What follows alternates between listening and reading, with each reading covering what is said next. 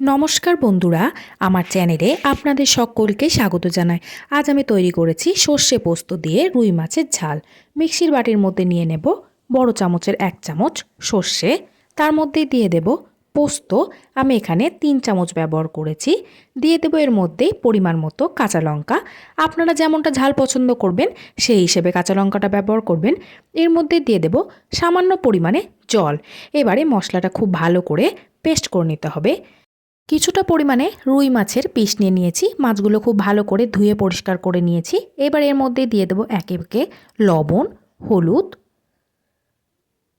সাথে দিয়ে দেব সর্ষের তেল প্রায় 1 চামচ মতো। এবারে খুব ভালো করে মাছগুলো লবণ হলুদ দিয়ে মাখিয়ে নিতে হবে। ততক্ষণে আমি কড়াইতে দিয়ে দেব সর্ষের তেল। তেলটা একটু বেশি পরিমাণে ব্যবহার করেছি। তেলটা ভালো করে গরম করে নেওয়ার পরে মাছের পিসগুলো একে একে তেলের মধ্যে দিয়ে দিতে হবে। তেলটা ভালো করে গরম করে নেওয়ার পরেই মাছের পিসগুলো দেবেন, নইলে তলটা লেগে যেতে পারে। একটা পিঠ ভালো করে ভেজে নেওয়া হয়ে গেছে, অপর পিঠটাও ভেজে নেব। মাছগুলো খুব ভালো করে ভেজে নেওয়া হয়ে গেছে। তেল ঝরিয়ে নিয়ে তুলে নেব। একে একে বাকি মাছগুলো ভেজে নিতে হবে। মাছ ভেজে নেওয়া তেলের মধ্যে দিয়ে দেব 1/2 চা চামচ মতো কালো জিরে, দিয়ে দেব 1 চামচ কাশ্মীরি লঙ্কার গুঁড়ো। এই সময় গ্যাসের ফ্লেমটা অবশ্যই লো ফ্লেমেই রাখবেন।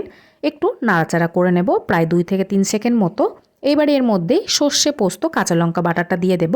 গ্যাসের ফ্লেমটা লোতে রেখে দিয়েই ভালো করে নাড়াচাড়া করে নিতে হবে। হাই ফ্লেমে দিয়ে কখনোই দেবেন না, নইলে পোস্তটা পুড়ে যেতে পারে।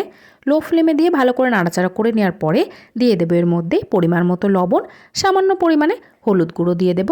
আরও একবার ভালো করে নাড়াচাড়া করে নিতে হবে। এর মধ্যে এবারে দিয়ে দেব বাটি ধুয়ে নেওয়া জল, প্রায় 1/2 গ্লাস মতো জল দিয়েছি। আমি কিন্তু এখানে গরম জল ব্যবহার করেছি। এবারে ভালো করে ফুটিয়ে নেওয়ার পরে ভেজে রাখা মাছের টুকরোগুলো দিয়ে দিতে হবে।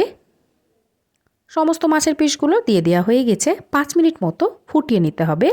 আলতো হাতে অবশ্যই নাড়াচাড়া করবেন, নইলে ভেঙে যেতে পারে মাছগুলো। 5 মিনিট মতো আমি ফুটিয়ে নিয়েছি। দেখুন মাছের কালারটা কত সুন্দর এসেছে। আপনারাও চাইলে খুব সহজে এইভাবে সর্ষে পোস্ত দিয়ে রুই মাছের ঝাল তৈরি করে ফেলতে পারবেন।